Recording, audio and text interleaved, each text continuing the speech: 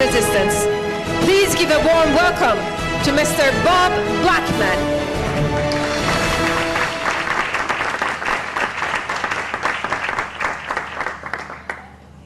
Well, thank you, dear friends, and my pleasure in joining you on a virtual basis. Congratulations to Mariam Rajavi on her excellent speeches both on Friday and today, and to all those that have attended this wonderful virtual conference, and my appreciation to all the organisers and everything that's taken place. I also think we should express thanks and appreciation to the leadership of all the political parties in Albania who've given home to the people at Ashraf 3 and provided facilities for PMI and the NCRI to meet and to ensure that the true voice of the Iranian people is heard loud and clear right across the world. So it's a great honour for me to join once again the Iranian communities and colleagues from all around the world to this international conference in support of a free and democratic Iran. Now, traditionally, we hold these international Free Iran gatherings each year during the summer in Paris. Last year, we had the privilege to join the PMI members in Ashraf 3 in Albania for the Free Iran rally. In June 2018, I was part of the prominent UK delegation attending the NCRI's grand gathering in Paris, along with 100,000 people.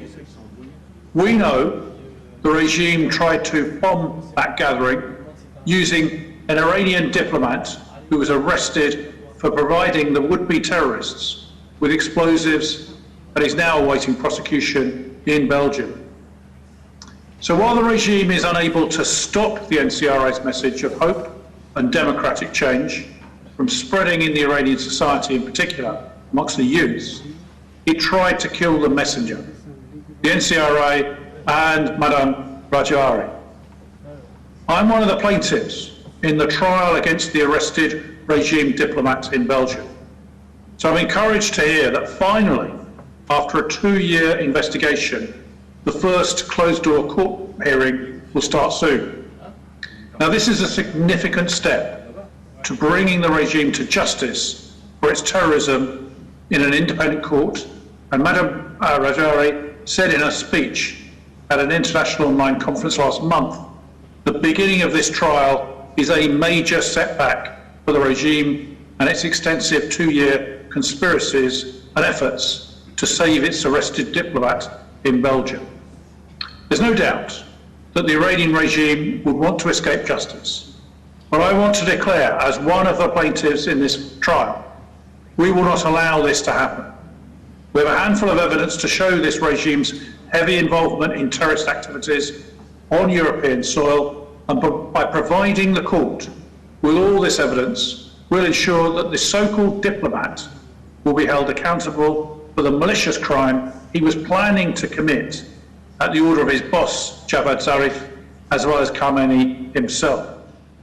I hope that the trial in Belgium is just the start for a series of accountability processes against this regime, something the international community has failed to do in the last 40 years.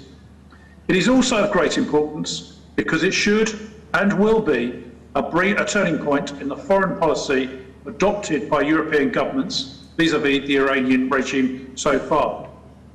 So I also hope my government, the UK government, will soon join our American ally in proscribing the IRGC in its entirety as a terrorist organisation, which is the real description of this paramilitary organisation that only answers to the supreme leader.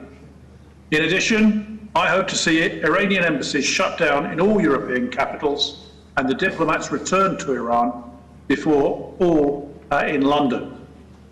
So I send my regards and appreciation to everyone participating in this excellent international conference, which I believe is a world record, and it demonstrates the world backing for the NCRI, the PMI, the free Iranian people to return Iran to democracy under President-elect Maryam Rajavi.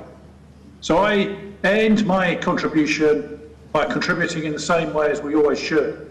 Next year, let's hold the conference in Tehran, in a free Iran. Hosei, Hosei, Hosei.